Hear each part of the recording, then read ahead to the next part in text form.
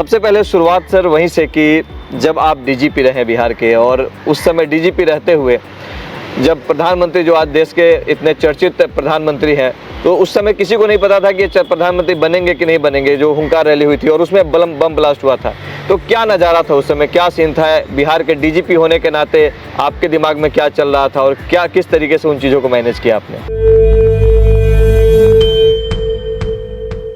वर्ष 2014 की बात है ये, और जो घटना हुई थी निश्चित रूप से निसंदेह बहुत ही परेशानी वाला सबक था वो, क्योंकि लाइव ब्लास्ट हो रहा था और सीरियल ब्लास्ट था। गांधी मैदान में रैली थी, एलिफिंस्टन मोना सिनेमा के पास से शायद पहला ब्लास्ट वहीं से स्टार्ट हुआ था, और वो क्रमशः सेंट जेवियर्स की तरफ चला आ रहा था। एज डीजीपी मैं उसको अपने ऑफिस में बैठ कर के टीवी पर देख रहा था और लाइव देख रहा था।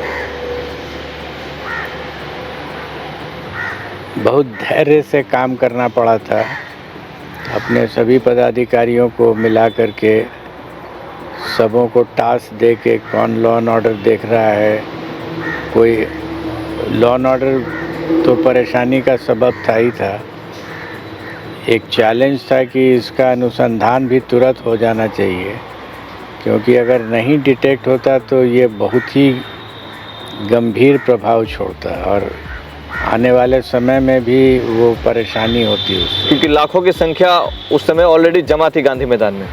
वो तो लॉ एंड ऑर्डर की समस्या हुई, जो अनुसंधान उसका इम्पोर्टेंट था कि पकड़ में आ जाना चाहिए तुरंत। प्रिवेंट नहीं हो पाया था, ब्लास्ट होने लगा था। कम से कम डिटेक्ट हो जाता है, क्योंकि पुलिस के काम में दो इम्पॉर्टेंट वर्ड्स होता है, प्रिवेंट एंड डिटेक्ट। तो हम लोग प्रिवेंट करने में फेल कर गए थे, उस लेवल का मेरे पास सूचना नहीं था, लेकिन कम से कम डिटेक्शन हो जाता समय रहते तो आगे आने वाली घटनाएं बच जा सकती थी। आगे आने वाली मतलब भविष्य में भी रैलीज होनी थी, बिहार में नहीं होती तो कहीं और होती। तो जो मॉड्यूल्स थे वो मॉड्यूल्स अगर नहीं पकड़े जाते इमीडिएटली तो वो मॉड्यूल अगले बार अटेम्प्ट करते कहीं और। अगर हम यहाँ पर डिटेक्शन कर, प्रिवेंट कर, आगे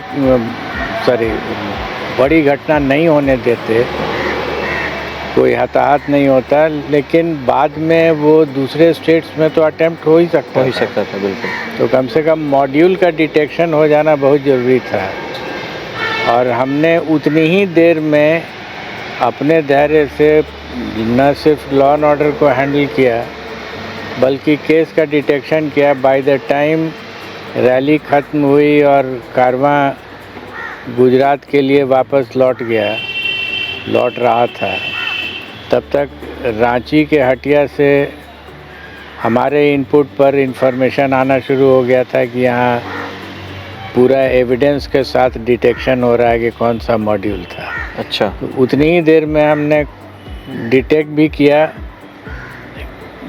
क्राउड को जो इंजर्ड हुए थे उनको भी लॉ एंड ऑर्डर हैंडल करते हुए उनका इलाज करवाया। क्राउड जो भाग दौड़ में लौट रहा था वो रैम्पेज में नहीं चला जाए, इसकी भी व्यवस्था की। हर तरह की एक्टिविटी उसी 2-3 घंटे में कराई गई थी।